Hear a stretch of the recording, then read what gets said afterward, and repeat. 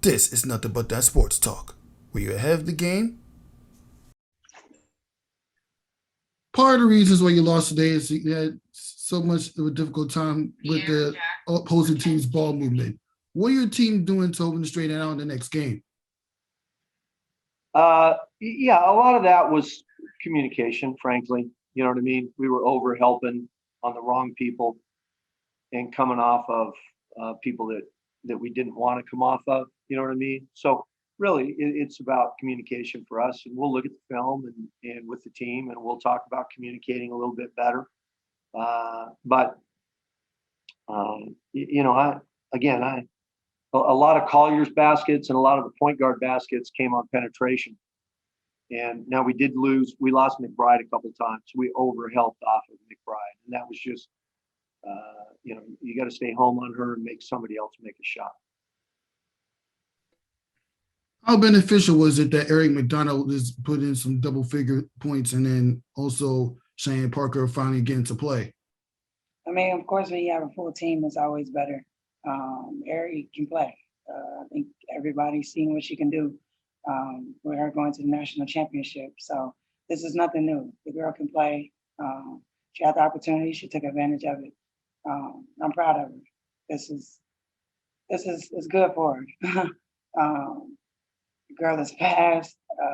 She can handle pressure well. I mean, no need for me to continue on. He's my teammate. So, of course, I'm excited. I'm happy for her. She played really, really well.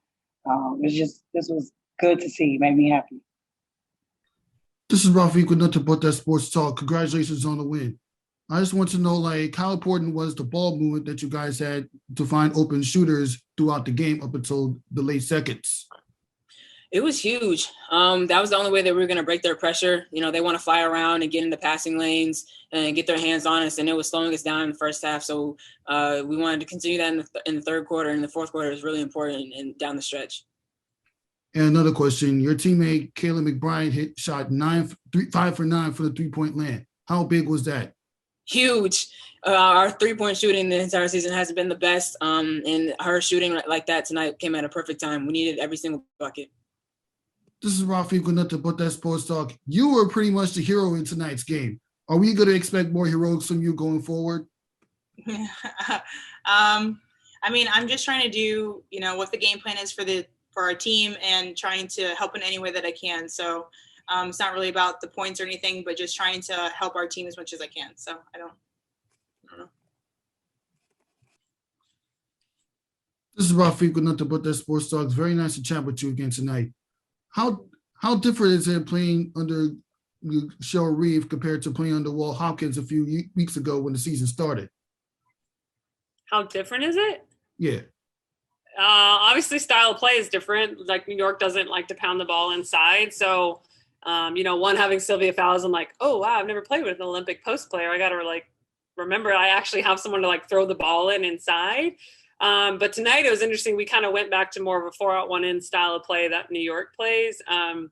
It's interesting because I can see a lot of the things that Walt, took or sampled from Cheryl Reeve. And so there was a little bit of carryover in the way we talk pick and roll schemes and some of the language and the lingo. I can see the similarities. And so obviously coming from an amazing coaching tree like her, he's going to sample or steal or take some of those things like a lot of coaches do. So it's different. It's nice to play for a veteran coach who doesn't get rattled in a lot of ways, who has experience, drawing up plays and commanding a timeout. Obviously, that's the difference in a rookie head coach and a second-year head coach versus a very seasoned head coach like Cheryl. So that's kind of nice for her to be more of that anchor for me. Whereas last year in the bubble, I was the player on that team with the most experience. And besides Shelly Patterson, I was the most experienced, even coaching staff wise of playing in the WNBA. So I had to bring a lot of that in the timeouts and was trying to help the team be here's a 2-for-1. Hey, we need to foul versus now you've got Cheryl Reeve on your team. You've got Sylvia Fowles, players who know that stuff. And so that helps elevate you